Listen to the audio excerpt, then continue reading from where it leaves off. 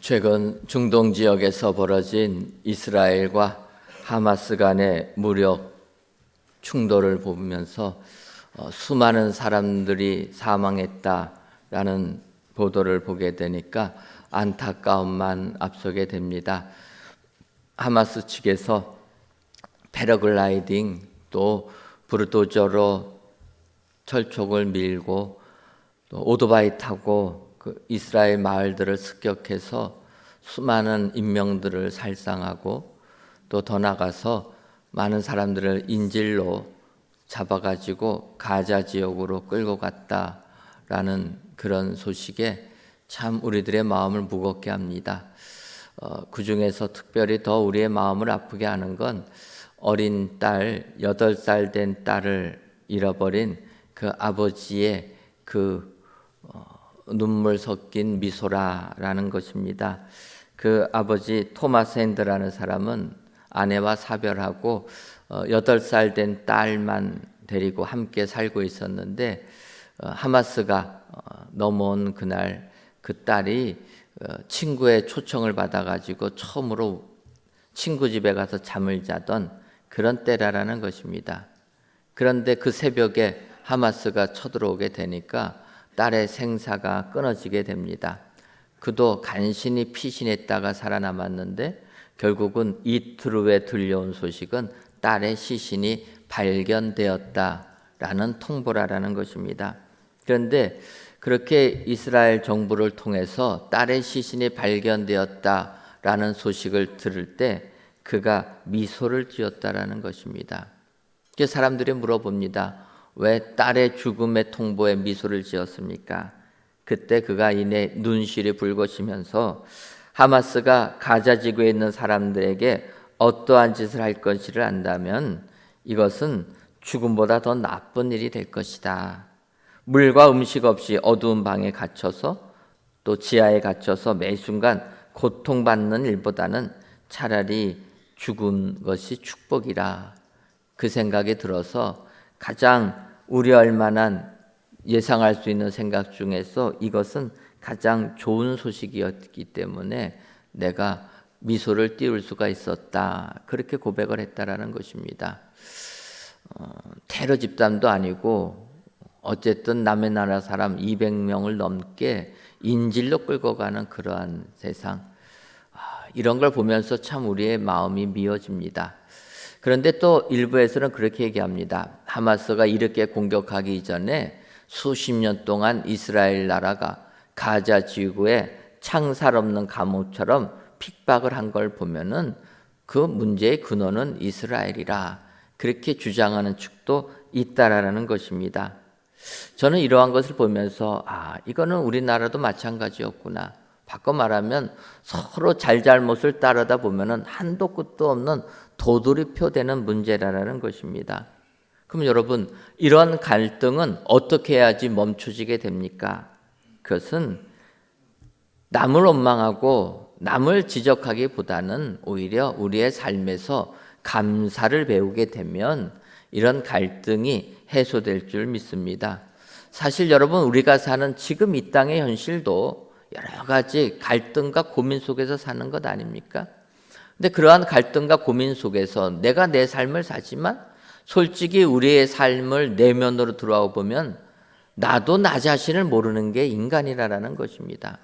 그러다 보니까 서로 잘잘못 따지는 것, 이거는 무한 반복하는 것이라 수레바퀴가 돌아가는 것처럼 끝나지 않는다라는 것입니다.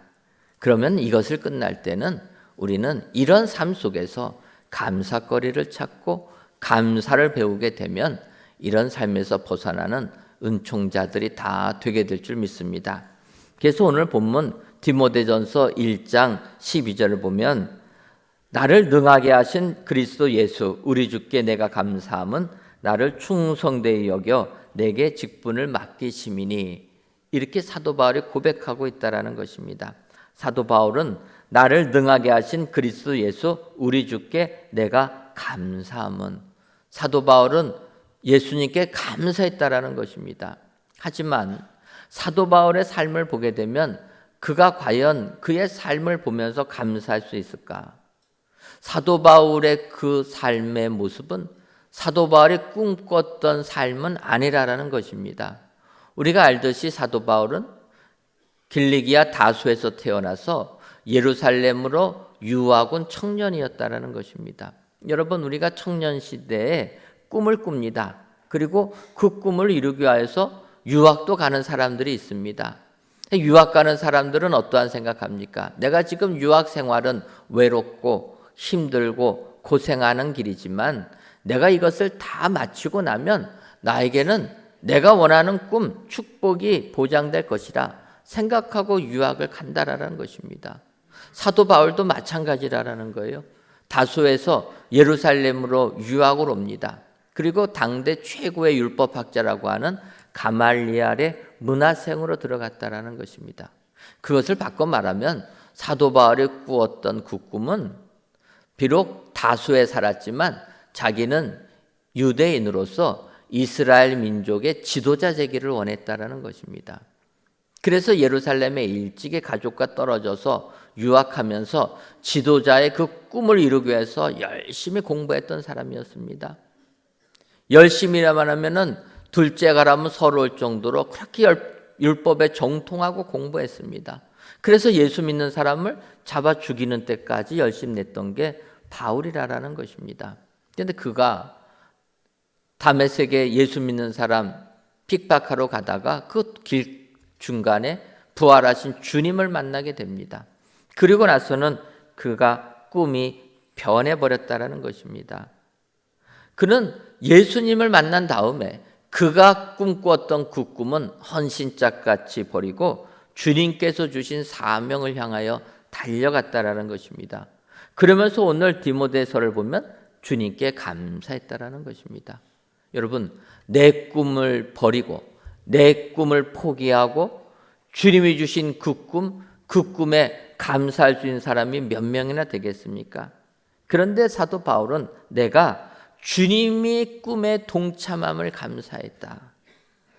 주님이 주신 그 꿈을 향하여 나가는 것, 주님이 주신 비전을 향하여 나가는 것, 그것에 감사했다라는 것입니다. 여러분, 오늘도 내 꿈 이루어지지 않았다고 실망하지 마시기 바랍니다. 오히려 내가 예수님을 믿는 사람이 되었다면 주님이 주시는 그 꿈을 향하여 달려가시는 은혜의 성도님들 되시기를 주님의 이름으로 축원합니다. 왜냐하면 주님께서는 주님이 주신 그 꿈을 이루기 위해서 사도 바울의 고개처럼 능력부터 주신다는 거예요. 내 삶이 힘들어도 주님이 주신 그 꿈을 이뤄 나갈 때는 주께서 피할 길을 주실 줄 믿습니다.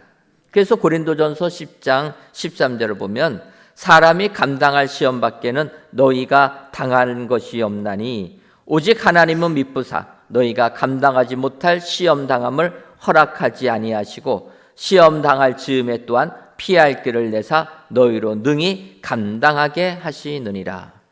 바울 사도의 고백이라는 거예요. 하나님은 감당할 시험 밖에는 너에게 당할 것이 없다라는 것입니다. 감당 못할 시험은 주시지도 않고 그런 시험 오면 피할 길을 주셔서 다 해결하게 해주신다. 능력 주셔서 시험 이길 그 힘을 주시는 줄 믿습니다.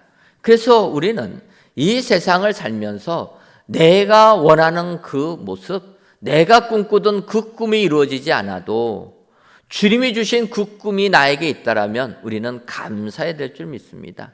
그게 감사거리라.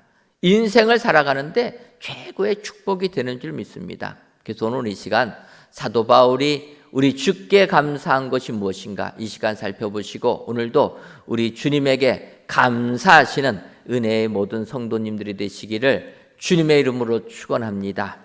그렇다면 사도 바울이 우리 주께 감사한 것들은 어떤 것입니까? 먼저는 직분 맡겨주심에 감사했다라는 것입니다.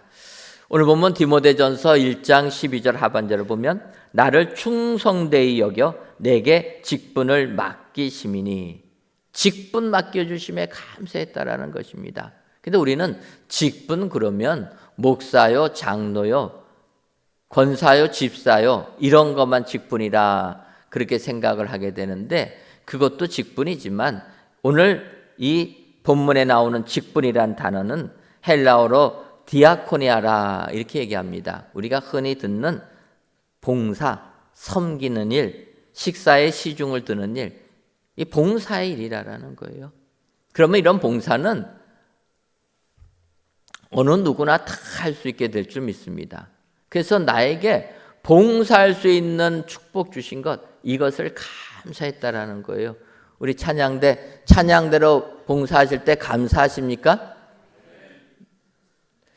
아멘이 나오긴 나왔는데 아멘 해야 될 줄 믿습니다. 제가 강제로 시키는 거예요. 그런데 찬양대로만 봉사하는 게 봉사가 아니고 우리 헌금위원으로도 봉사하는 것, 또 예배위원으로, 또 교회 들어오면 차량부부터 모든 교회 학교 그 외 모든 부분에서 봉사하는 것, 이게 다 감사거리라는 거예요. 여러분, 헌금위원으로 봉사하면서 얼마나 감사하십니까?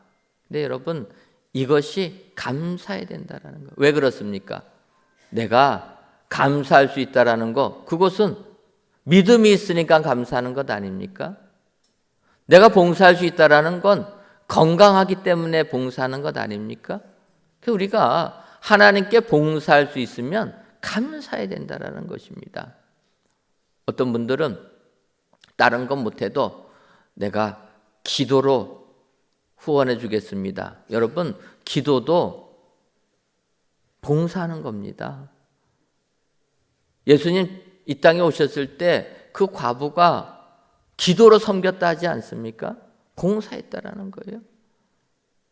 내가 다른 봉사는 못해도 기도로 봉사하는 것 큰 봉사인 줄 믿습니다. 예배당에 자리 지키면서 기도하는 것, 이게 봉사라는 거예요. 그래서 이렇게 봉사할 수 있다라는 것, 그것을 감사할 줄 알아야 된다라는 것입니다. 근데 여러분, 이렇게 봉사는 식사에 시중을 두는 것이라까지 얘기합니다. 이것은 봉사하는 자세를 얘기한다라는 거예요. 우리가 주를 위하여 봉사할 때는 이런 자세로 해야 된다는 것입니다. 요즘에 우리가 외식들을 많이 하게 됩니다. 외식들을 하게 되면은 이제 식당을 가면 고급 식당이 있고 조금 고급지지 못한 식당도 있습니다. 그 둘의 차이는 뭐냐? 조금 저렴한 식당은 이모 불러도 잘 오지 않는 게 이게 저렴한 식당입니다. 그런데 고급 식당은 어떠합니까? 우리가 고개만 들어도 웨이터가 벌써 지켜보고 있다가 손님이 지금 뭐를 필요로 하는지를 알아가지고 가지고 온다라는 거예요. 이게 봉사한다라는 것입니다. 이 봉사라는 것은 식사 때 시중을 둔다라는 거예요. 그러니까 고급 식당에서 웨이터들이 손님들을 대접하는 것, 봉사하는 것, 그런 게 봉사라는 겁니다. 그러니까 우리가 하나님께 봉사할 때는 이런 자세를 가지고 봉사를 해야 된다는 거예요. 지난달에는 저희 교회가 친절 교육 세미나를 했습니다. 우리 봉사하는 분들을 중심으로 친절 교육 세미나를 한 거예요. 봉사할 때 친절해야 된다는 거예요. 인상 쓰면서 하면은 안 된다. 말을 반말해도 안 되고 웨이터 같이, 고급진 식당의 웨이터 같이 그렇게 봉사를 할 줄 알아야 된다는 거예요. 이거는 목회자부터 시작해서 모두가 그래야 될 줄 믿습니다. 목회자라고 해서 목에 기부 싸면 안 된다는 겁니다. 봉사하는 일이라. 그래서 이것에 감사할 줄 알아야 된다라는 것입니다. 고린도전서 16장 15절을 보면, 형제들아, 스데바나의 집은 곧 아가야의 첫 열매요 또 성도 섬기기로 작정한 줄을 너희가 아는지라 내가 너희를 권하노니, 이렇게 기록이 되어 있습니다. 스데바나의 집은 성도 섬기기로 작정한 줄을, 이 집은 섬기기로 작정했다. 이 섬기기로라는 단어가 바로 본문에 쓰여진 직분 디아코니아라는 것입니다. 그러니까 스데바나 집은 이렇게 봉사하기로 다짐했다라는 거예요. 이런 가정에 하늘의 축복이 넘쳐나게 될 줄 믿습니다. 오늘 귀한 예배를 드리시는 사랑하는 성도 여러분, 진정으로 주님을 위하여 봉사할 수 있다라는 것, 이것이 축복이요, 이것이 감사할 거리라 기억하시고 이런 감사를 하시는 저와 여러분들 되시기를 주님의 이름으로 축원합니다. 내가 건강하기에, 내가 믿음이 있기에 이 성전에 나와서 주님을 섬기며 기도로 봉사하고 예배드리며 봉사하고 여러 부분에 봉사할 수 있다. 이것이 감사거리라. 여러분, 이 감사거리부터 바로 보시고 그 감사거리를 주신 우리 주님께 감사와 찬송과 영광을 돌려드리시는 은혜의 모든 성도님들 되시기를 주님의 이름으로 축원합니다. 다음으로 우리 주께 감사한 것은 긍휼 입혀주심에 감사했다라는 것입니다. 디모데전서 1장 13절을 보면 내가 전에는 비방자요 박해자요 폭행자였으나 도리어 긍휼을 입은 것은 내가 믿지 아니할 때에 알지 못하고 행하였음이라. 이렇게 사도 바울이 고백합니다. 내가 전에는 비방자요 박해자요 폭행자였는데 도리어 긍휼을 입게 되었다. 긍휼함이 있는 것이 축복이라는 것입니다. 긍휼을 입었다라고 사도 바울은 표현합니다. 마치 옷을 입듯이. 그러니까 우리의 부끄러운 것을 하나님께서 불쌍히 여겨주셔서 가려주신다라는 겁니다. 이게 여러분 축복 아닙니까? 그래서 하나님께서 우리를 불쌍히 여기시는 것, 이게 복이 되는 줄 믿습니다. 사실 세상 살면서 사람들에게 불쌍히 여기는 것, 그 여김받는 것도 복은 되는데 사람들에게 불쌍히 여기면 조금은 자존심은 구겨집니다. 하지만 주님이 나를 불쌍히 여길 때는 자존심도 없습니다. 이것은 복이라는 거예요.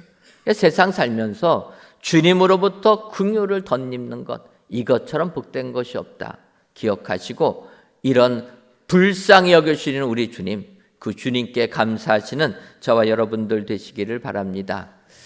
예레미야 선지자는 예레미야 42장 11절과 12절에서 이렇게 얘기합니다. 여호와의 말씀이니라. 너희가 두려워하는 바벨론의 왕을 겁내지 말라. 내가 너희와 함께 있어 너희를 구원하며 그의 손에서 너희를 건지리니 두려워하지 말라. 내가 너희를 불쌍히 여기리니 그도 너희를 불쌍히 여겨 너희를 너희 본향으로 돌려보내리라 하셨느니라. 예레미야 선지자는 나라가 멸망했어요. 그래서 바벨론에게 포로 잡혀갈 그 민족에게 하나님의 말씀을 선포하는 겁니다. 하나님께서 너희들을 불쌍히 여겨 주셔서 너희들 바벨론 포로에서 해방시켜 주시겠다. 하나님뿐만 아니라 바벨론 왕, 너희가 두려워 떨고 있는 그러한 바벨론 왕이 너희를 불쌍히 여겨서 너희를 해방시켜 줄 것이라 그렇게 선포하고 있다는 것입니다. 하나님의 불쌍히 여김을, 사람의 불쌍히 여김을 입게 된 이스라엘 민족이 해방을 받게 된다는 것입니다. 예를 들면 예전에 청록파 신이라 하는 시인들이 있었습니다. 그 중에 박목월 시인이 있습니다. 여러분 박목월 시인 들어보셨습니까? 나그네라 해갖고 유명한 시가 있는데 그분이 쓴 그 주옥 같은 시 중에서 이별의 노래라는 시가 있습니다. 기러기 우려에는 하늘 구말리 바람이 싼을 불어 가을은 깊었네. 너도 가고 나도 가야지. 여러분 기러기 우려에는 들어보시지 않으셨습니까? 이게 이별의 노래라는 박목월 시인의 시입니다. 그런데 이 시가 나오게 된 배경이 있습니다. 그것은 박목월 시인이 30대 때 한 여인과 사랑에 빠져가지고 도피할 때 지은 시라는 거예요. 그러니까 도피라는 단어만 들어봐도 벌써 어떤 상태입니까? 박목월 시인이 일찌감치 결혼해서 자녀가 2명이나 있었는데 그때 다른 여자하고 눈이 맞은 겁니다. 그래가지고 그 여자와 살려고 부인과 자식 버리고 도망을 간 거예요. 그래서 서울에 살다가 교수 생활하다가 다 그만두고 멀리 제주도로 도망간 겁니다. 여러분 지금 같으면 제주도 얼마나 가깝습니까? 근데 수십 년 전에 제주도는요 너무나 먼 곳입니다. 그러니까 사람들의 비난이 싫으니까 아예 그 만난 여인과 함께 그냥 제주도로 도망가 버린 거예요. 숨어서 살았습니다. 지금 같으면 뭐 바로 들통날 텐데 수십 년 전이니까 그 아내가 도망간 남편을 찾는데 이게 바로 안 찾아지는 거예요. 1년 정도 있다가 남편이 제주도에 가서 살고 있다라는 소식을 듣게 됩니다. 그 소식을 들은 부인이 어떻게 되겠습니까? 제주도로 내려갔다라는 거예요. 이 부인이 제주도로 내려갈 때는 어떤 마음 가지고 내려갔겠습니까? 너 죽고 나 죽자. 그러고 내려간 거예요. 사생결단하러. 그래서 그냥 그 여인이 제주도에 내려갔는데 내려가서 남편하고 그 어린 여자를 본 겁니다. 그런데 그때가 제주도에 겨울이 와가지고 추웠다라는 거예요. 추운 겨울에 가서 보니까 그냥 도망친 거 아닙니까? 그러니까 박목월 시인이 돈이 없습니다. 그러니까 그곳에서 고생을 하고 겨울에 불도 못 대면서 살고 있는 걸 본 거예요. 그러니 이 부인의 마음이 어떻겠습니까? 부인의 마음이 어떻겠어요? 자기 버리고 도망은 갔는데 사는 남편의 그 모습을 보니까 불쌍한 겁니다. 불쌍해요.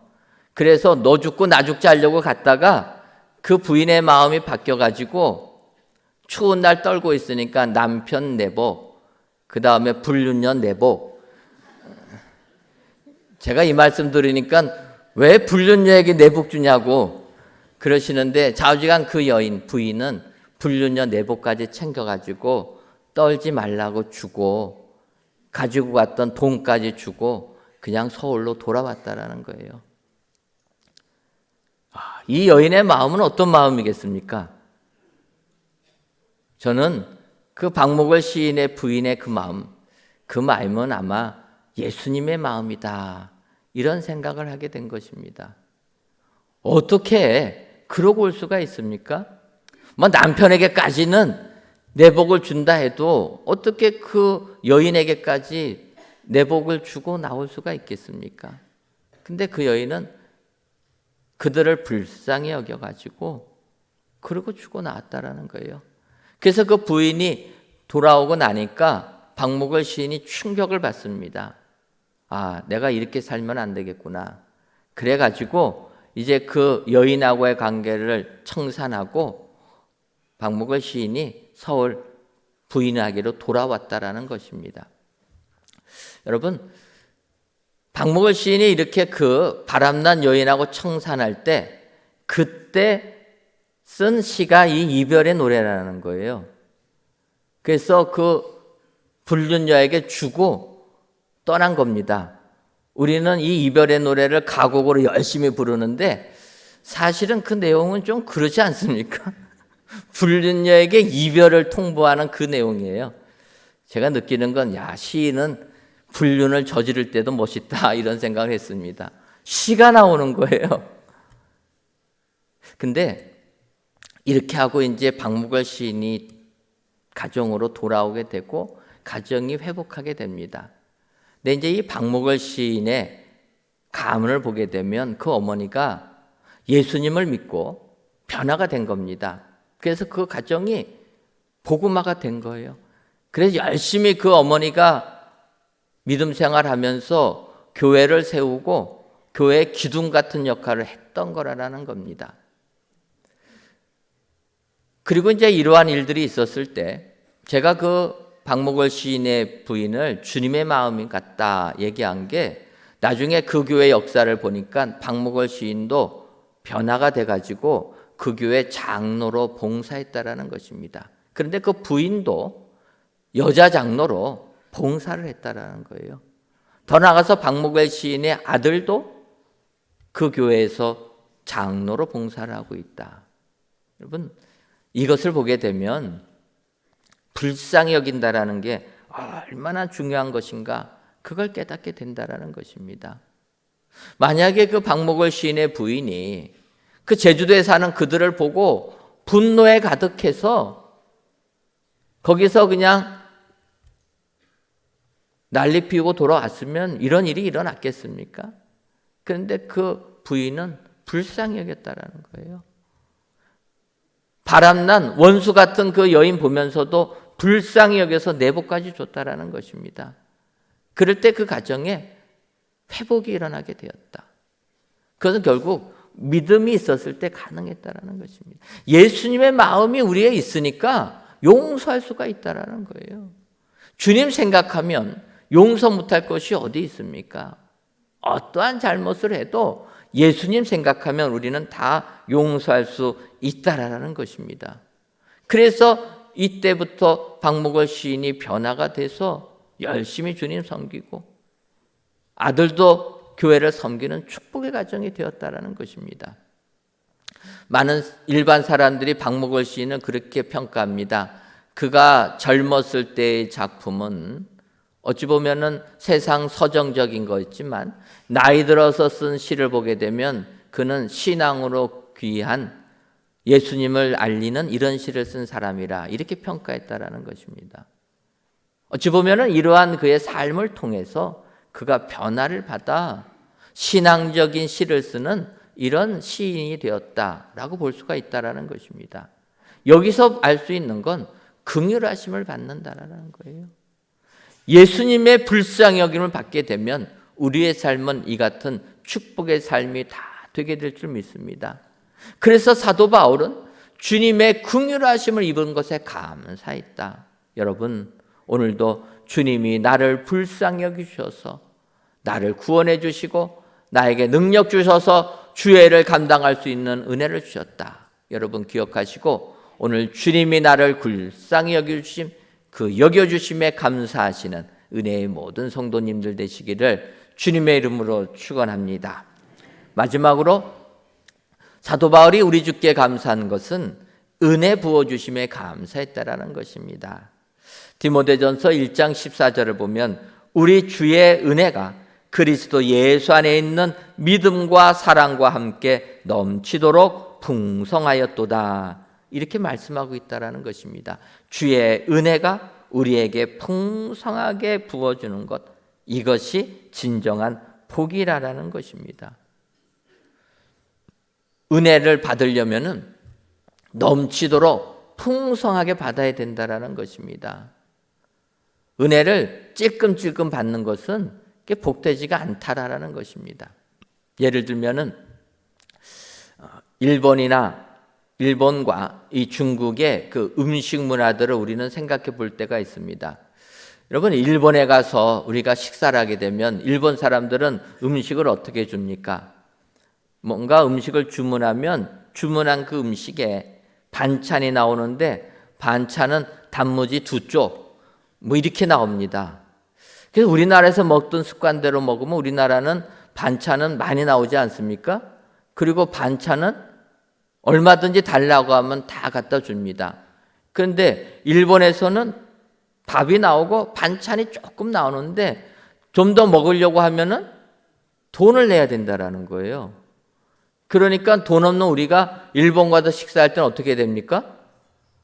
단무지를 한 입씩 조금씩 벼가지고 그리고 끝까지 먹어야 된다라는 거예요. 그러니 식사를 할 때 이렇게 밥을 먹는데 이게 뭐 좀 만족이 느껴지겠습니까? 단무지도 마음껏 못 먹어가지고 그거 비워서 먹어야 되는데, 그러니까 일본에서 식사를 하게 되면 이렇다라는 거예요. 근데 여러분, 우리가 중국에 가서 식사를 하면 중국은 어떻게 나옵니까?